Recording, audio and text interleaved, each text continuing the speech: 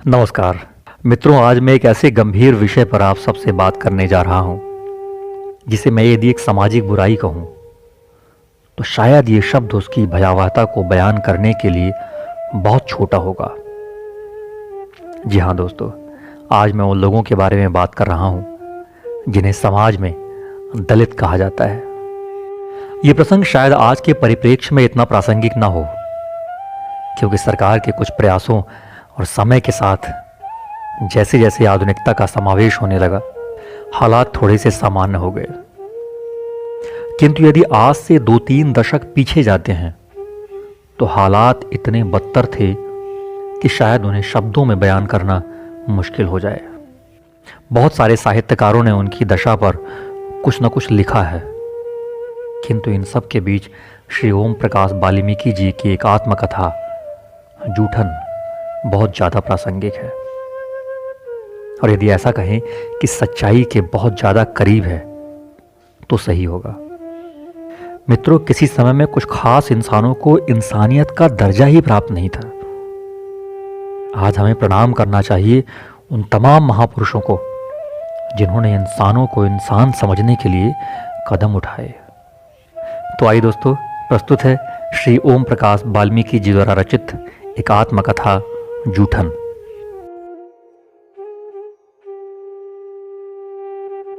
हमारा घर चंद्रभान तगा के घेर से सटा हुआ था। तगा यानी कि त्यागी, यानी कि बड़ी जातियों के लोग। उसके बाद कुछ परिवार मुसलमान जुलाहों के थे। चंद्रभान तगा के घेर के ठीक सामने एक छोटी सी जोहड़ी थी, जिसने चूड़ों की बस्ती और गांव के बीच एक फासला बना दिया था। जोहड़ी का नाम डब्बों वाली था। अब डब्बों वाली नाम कैसे पड़ा यह कहना तो मुश्किल है। हाँ, इतना जरूर है कि इस डब्बों वाली जोहड़ी का एक रूप बड़े गड्ढे के समान था, जिसके एक ओर तगाओं के पक्के मकानों की ऊंची दीवारें थी, जिनसे समकोण बनाती हुई झीवरों के 2-3 परिवारों के कच्चे मकानों की दीवारें थी। उसके बाद फिर तगाओं के कच्चे मकान थे। जोहड़ी के किनारे पर चूड़ों के मकान थे। चूड़ा मतलब दलित समाज में एक ऐसा वर्ग होता था जो समाज में साफ सफाई का कार्य करते थे। तो जोहड़ी के किनारे पर चूड़ों के मकान थे, जिनके पीछे गांव भर की औरतें, जवान लड़कियां, बड़ी बूढ़ी, यहां तक कि नई नवेली दुल्हनें भी इसी डब्बू वाली के किनारे खुले में शौच के लिए आती थी। रात के अंधेरे में ही नहीं, दिन के उजाले में भी पर्दों में रहने वाली ये त्यागी महिलाएं घूंघट ओढ़े, दुशाला ओढ़े इस सार्वजनिक खुले शौचालय में निवृत्त पाती थी। तमाम शर्म लिहाज छोड़कर वे इसी डब्बू वाली के किनारे शौच के लिए बैठ जाती थी, और इसी जगह गांव भर के लड़ाई झगड़े गोलमेज कॉन्फ्रेंस के शक्ल में चर्चित होते थे। चारों तरफ गंदगी भरी होती थी, और ऐसी दुर्गंध कि 1 मिनट में सांस घुट जाए। तंग गलियों में घूमते सुअर, नंग धड़ंग बच्चे, कुत्ते, रोजमर्रा के झगड़े, बस यही था वो वातावरण जिसमें बचपन बीता था। इस माहौल में यदि वर्ण व्यवस्था को आदर्श कहने वालों को 2-4 दिन रहना पड़ जाए तो शायद उनकी राय बदल जाएगी। उसी बस्ती में हमारा परिवार रहता था। 5 भाई, 1 बहन, 2 चाचा और 1 ताऊ का परिवार। चाचा और ताऊ अलग रहते थे। घर में सभी कोई न कोई काम करते थे, फिर भी 2 जून की रोटी ठीक ढंग से नहीं चल पाती थी। तगाओं के घरों में साफ सफाई से लेकर खेती बाड़ी, मेहनत मजदूरी सभी काम होते थे। ऊपर से रात बिरात बेगार करनी पड़ती, और बेगार के बदले कोई पैसा या अनाज नहीं मिलता था, और बेगार के लिए ना कहने की हिम्मत भी नहीं थी किसी में। गाली गलौज प्रताड़ना अलग, नाम लेकर पुकारने की तो किसी को आदत ही नहीं थी। उम्र में बड़ा हो तो ओ चूड़े, बराबर या छोटा है, अबे चूड़े, यही तरीका था संबोधन का। अस्पृश्यता का ऐसा माहौल कि कुत्ते, बिल्ली, गाय, भैंस को छूना बुरा नहीं था, लेकिन यदि चूड़े का स्पर्श हो जाए तो पाप लग जाता था। सामाजिक स्तर पर तो इंसानी दर्जा था ही नहीं, वे सिर्फ जरूरत की वस्तु थे। काम पूरा होते ही उपयोग खत्म, इस्तेमाल करो, दूर फेंको। हमारे मोहल्ले में एक ईसाई आते थे, नाम था सेवक राम मसीही। चूड़ों के बच्चों को घेर कर बैठे रहते थे, पढ़ना लिखना सिखाते थे। सरकारी स्कूलों में तो कोई घुसने नहीं देता था। सेवक राम मसीही के पास सिर्फ मुझे ही भेजा गया था, क्योंकि भाई तो काम करते थे और बहन को स्कूल भेजने का सवाल ही नहीं था। मास्टर सेवक राम मसीही के खुले बिना कमरों, बिना टाट चटाई वाले स्कूल में अक्षर ज्ञान शुरू किया गया था। एक दिन सेवकराम मसीही और मेरे पिताजी में कुछ खटपट हो गई, तो पिताजी मुझे लेकर बेसिक प्राइमरी विद्यालय आ गए, जो कक्षा 5 तक था। वहां मास्टर हरफूल सिंह थे। उनके सामने मेरे पिताजी ने गिड़गिड़ा कर कहा, मास्टर जी, आपकी बहुत बड़ी मेहरबानी होगी जो मेरे इस बच्चे को 2 अक्षर सिखा दोगे। मास्टर हरफूल सिंह ने कहा कि कल आना। पिताजी अगले रोज फिर गए और कई दिनों तक स्कूल के चक्कर काटते रहे। आखिर एक रोज स्कूल में दाखिला मिल ही गया। उन दिनों देश को आज़ादी मिले 8 साल हो गए थे। गांधी जी की अछूतोद्वार की प्रतिध्वनि सुनाई पड़ने लगी थी। सरकारी स्कूलों के द्वार अब अछूतों के लिए खुलने तो शुरू हो गए थे, लेकिन जन सामान्य की मानसिकता में कोई विशेष बदलाव नहीं आया था। स्कूल में दूसरों से दूर बैठना पड़ता था, वह भी जमीन पर। अपने बैठने की जगह तक आते आते चटाई छोटी पड़ जाती थी। कभी कभी तो एकदम पीछे दरवाजे के पास बैठना पड़ता था, जहां से बोर्ड पर लिखे अक्षर धुंधले दिखते थे।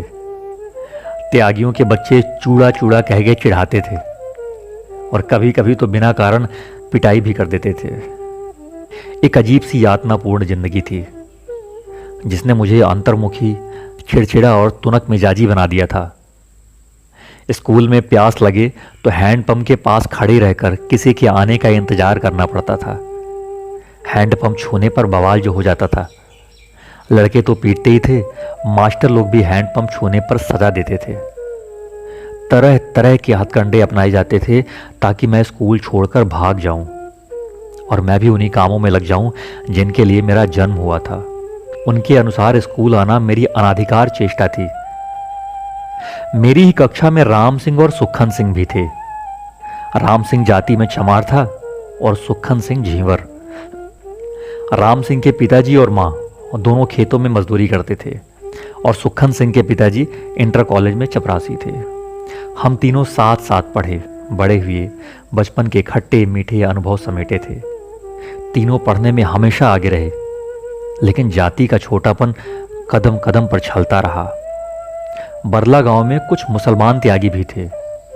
त्यागियों को तगा भी कहते थे। मुसलमान तगाओं का व्यवहार भी हिंदुओं जैसा ही था। कभी कोई अच्छा साफ सुथरा कपड़ा पहनकर यदि निकले तो फप्तियां सुननी पड़ती थी। ऐसी फप्तियां जो बुझे तीर की तरह भीतर तक उतर जाती थी। ऐसा हमेशा होता था। साफ सुथरे कपड़े पहनकर कक्षा में जाओ तो साथ के लड़के कहते, अबे चूड़े, नए कपड़े पहनकर आया है। और मैले पुराने कपड़े पहनकर स्कूल जाओ तो कहते, अबे चूड़े के, तू हट, बदबू आ रही है। अजीब हालात थे। दोनों ही स्थितियों में अपमानित होना पड़ता था। उस समय 4ठी कक्षा में थे जब हेडमास्टर बिशंभर सिंह की जगह कलीराम आ गए थे और उनके साथ आए थे एक और मास्टर।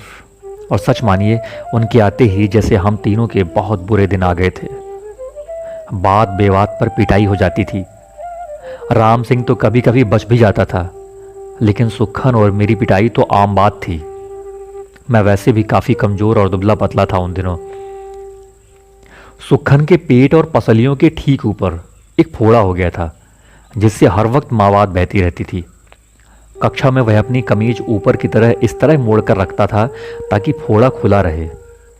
एक तो कमीज पर मावाद लगने का डर था, दूसरे मास्टर की पिटाई के समय फोड़े को बचाया जा सकता था।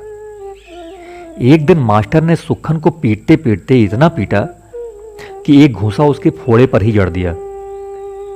सुखन की दर्दनाक चीख निकल पड़ी। फोड़ा फूट गया था। उसे तड़पता देखकर मुझे भी रोना आ गया था। मास्टर हम लोगों को रोता देखकर लगातार गालियां बक रहा था। ऐसी गालियां जिन्हें यदि शब्दबद्ध कर दूं तो हिंदी की अभिजात्यता पर धब्बा लग जाएगा। क्योंकि मेरी एक कहानी बैल की खाल में एक पात्र के मुंह से गाली दिलवा देने पर हिंदी के कई बड़े लेखकों ने नाक बहुत सी कोड़ी थी। संयोग से गाली देने वाला पात्र ब्राह्मण था। ब्राह्मण यानी ब्रह्म का ज्ञाता, और गाली अध्यापकों का आदर्श रूप जो मैंने देखा था वह अभी तक मेरी स्मृति से हटा नहीं है। जब भी कोई आदर्श गुरु की बात करता है तो मुझे वे तमाम शिक्षक याद आ जाते हैं जो माँ बहन की गालियाँ देते थे, सुंदर लड़कों के गाल सहलाते थे और उन्हें अपने घर बुलाकर उनसे वाहियातपन करते थे। एक रोज हेडमास्टर कालीराम ने मुझे अपने कमरे में बुलाकर पूछा, क्या नाम है तेरा? ओम प्रकाश। मैंने डरते डरते धीमे स्वर में अपना नाम बताया। हेडमास्टर को देखते ही बच्चे सहम जाते थे। पूरे स्कूल में उनकी दहशत जो थी। अच्छा, चूड़े का है? हेडमास्टर का दूसरा सवाल उछला। जी। ठीक है, वह जो सामने शीशम का पेड़ खड़ा है उस पर चढ़ जा और टहनियां तोड़ के झाड़ू बना ले। पत्तों वाली झाड़ू बनाना और पूरे स्कूल को ऐसा चमका दे जैसा शीशा। तेरा तो खानदानी काम है ना ये। चल जा, फटाफट लग जा काम पे। हेडमास्टर के आदेश पर मैंने स्कूल के कमरे और बरामदे साफ कर दिए। तभी वे खुद चलकर आए और बोले, इसके बाद ये मैदान भी साफ कर दे। लंबा चौड़ा मैदान मेरे वजूद से कई गुना बड़ा था, जिसे साफ करने में मेरी कमर दर्द करने लगी थी। धूल से चेहरा सिर अट गया था। मुंह के भीतर धूल घुस गई थी। मेरी कक्षा में बाकी बच्चे पढ़ रहे थे और मैं झाड़ू लगा रहा था। हेडमास्टर अपने कमरे में बैठे थे, लेकिन निगाह मुझ पर टिकी थी। पानी पीने तक की इजाजत नहीं थी। मैं पूरा दिन झाड़ू लगाता रहा। तमाम अनुभवों के बीच कभी भी इतना काम नहीं किया था। वैसे भी घर में भाइयों का मैं लाडला था। दूसरे दिन स्कूल पहुंचा तो जाते ही हेडमास्टर ने फिर झाड़ू के काम पर लगा दिया। पूरा दिन झाड़ू देता रहा, लेकिन मन में एक तसल्ली थी कि कल से कक्षा में बैठ जाऊंगा। तीसरे दिन कक्षा में जाकर चुपचाप बैठ गया। थोड़ी देर बाद उनकी दहाड़ सुनाई पड़ी। अबे चूड़े के डैश डैश कहां घुस गया? डैश डैश अपनी मां। उनकी दहाड़ सुनकर मैं थर थर कांपने लगा था। एक त्यागी के लड़के ने चिल्लाकर कहा, ओ मौत साहब, वो बैठा है कोने में। हेडमास्टर ने लपक कर मेरी गर्दन दबोच ली थी। उनकी उंगलियों का दबाव मेरी गर्दन पर बढ़ रहा था, जैसे कोई भेड़िया बकरी के बच्चे को दबोच कर उठा लेता है। कक्षा से बाहर खींचकर उसने मुझे बरामदे में ला पटका और चीख कर बोले, जा लगा पूरे मैदान में झाड़ू, नहीं तो डैश डैश में मिर्ची डाल के स्कूल से बाहर निकाल दूंगा। भयभीत होकर मैंने 3 दिन पुरानी वही शीशम की झाड़ू उठा ली। मेरी तरह ही उसके पत्ते सूखकर झरने लगे थे। सिर्फ बची थी तो पतली पतली टहनियां। मेरी आंखों से आंसू बहने लगे थे और रोते रोते मैदान में झाड़ू लगाने लगा। स्कूल के कमरे की खिड़की दरवाजों से मास्टरों और लड़कों की आंखें छिपकर तमाशा देख रही थी। मेरा रोम रोम यातना की गहरी खाई में लगातार गिर रहा था। मेरे पिताजी अचानक स्कूल के पास से गुजरे और मुझे स्कूल के मैदान में झाड़ू लगाता देखकर ठिठक गए और बाहर से ही आवाज देकर बोले, मुंशी जी ये क्या कर रहा है? वे प्यार से मुझे मुंशी जी कहा करते थे। उन्हें देखकर मैं फपक पड़ा। वे स्कूल के मैदान में मेरे पास आ गए और मुझे रोता देखकर बोले, मुंशी जी रोते क्यों हो? ठीक से बोल, क्या हुआ है? मेरी हिचकियां बंध गई थी। हिचक हिचक कर पूरी बात पिताजी को बता दी कि 3 दिन से रोज झाड़ू लगवा रहे हैं, कक्षा में पढ़ने भी नहीं देते। पिताजी ने मेरे हाथ से झाड़ू छीनकर दूर फेंक दी। उनकी आंखों में आग की गर्मी उतर आई थी। हमेशा दूसरों के सामने तीर कमान बने रहने वाले पिताजी की लंबी लंबी घनी मूछें गुस्से में फड़फड़ाने लगी थी। चीखने लगे, कौन सा मास्टर है वो द्रोणाचार्य की औलाद जो मेरे लड़के से झाड़ू लगवावे है? पिताजी की आवाज़ पूरे स्कूल में गूंज गई थी, जिसे सुनकर हेडमास्टर के साथ सभी मास्टर बाहर आ गए। कालीराम हेडमास्टर ने गाली देकर मेरे पिताजी को धमकाया, लेकिन पिताजी पर धमकी का कोई असर नहीं हुआ। उस रोज जिस साहस और हौसले से पिताजी ने हेडमास्टर का सामना किया, उसे मैं कभी भूल नहीं पाया। कई तरह की कमजोरियां थी पिताजी में, लेकिन मेरे भविष्य को जो मोड़ उस रोज उन्होंने दिया, उसका प्रभाव मेरी शख्सियत पर पड़ा। हेडमास्टर ने तेज आवाज में कहा था कि ले जाइए यहां से, चूड़ा होके पढ़ने आया है, चला जाए यहां से, नहीं तो हाथ पैर तोड़वा दूंगा। पिताजी ने मेरा हाथ पकड़ा और लेकर घर की तरफ चल दिए और जाते जाते हेडमास्टर को सुनाकर बोले, मास्टर हो इसलिए जा रहा हूं, पर इतना याद रखिए मास्टर, ये चूड़े का बच्चा यहीं पढ़ेगा, इसी मदरसे में, और यही नहीं, इसके बाद और भी लोग आएंगे पढ़ने को। पिताजी को विश्वास था कि गांव के त्यागी मास्टर कलीराम की इस हरकत पर उसे शर्मिंदा करेंगे, लेकिन हुआ ठीक उल्टा। जिसका दरवाजा खटखटाया तो उत्तर ये मिला, अरे क्या करोगे स्कूल भेज के, कौवा भी कभी हंस बन सके है। तुम अनपढ़ गंवार लोग क्या जानो, विद्या ऐसे हासिल नहीं होती। अरे चूड़े के बच्चे को झाड़ू लगाने को कह दिया तो कौन सा जुल्म हो गया, और झाड़ू ही तो लगवाई है, द्रोणाचार्य की तरह गुरुदक्षिणा में अंगूठा तो नहीं मांग लिया। यह सुनकर पिताजी थक हार निराश होकर लौट आए। बिना खाए पिए रात भर बैठे रहे। पता नहीं किस गहन पीड़ा को भोग रहे थे पिताजी। सुबह होते ही उन्होंने मुझे साथ लिया और प्रधान सगवा सिंह त्यागी की बैठक में पहुंच गए। पिताजी को देखते ही प्रधान बोले, अबे छोटन क्या बात है, तड़के ही तड़के आ लिया।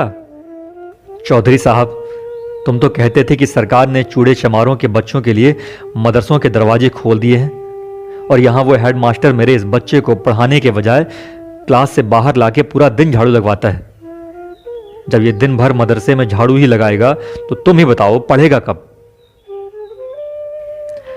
पिताजी प्रधान के सामने गिड़गिड़ा रहे थे।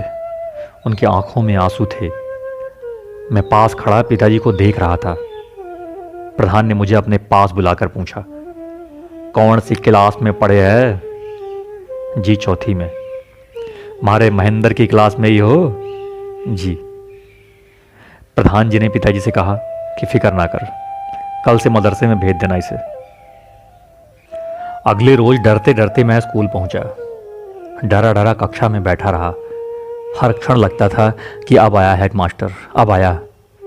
जरा सी आहट पर दिल घबराने लगता था। उसके बाद स्थिति सामान्य हो गई थी, लेकिन कलीराम हेडमास्टर को देखते ही मेरी रूह कांप जाती थी। लगता जैसे सामने से कोई मास्टर नहीं, जंगली सुअर थूथनी उठाए चिंचियाता चला आ रहा है।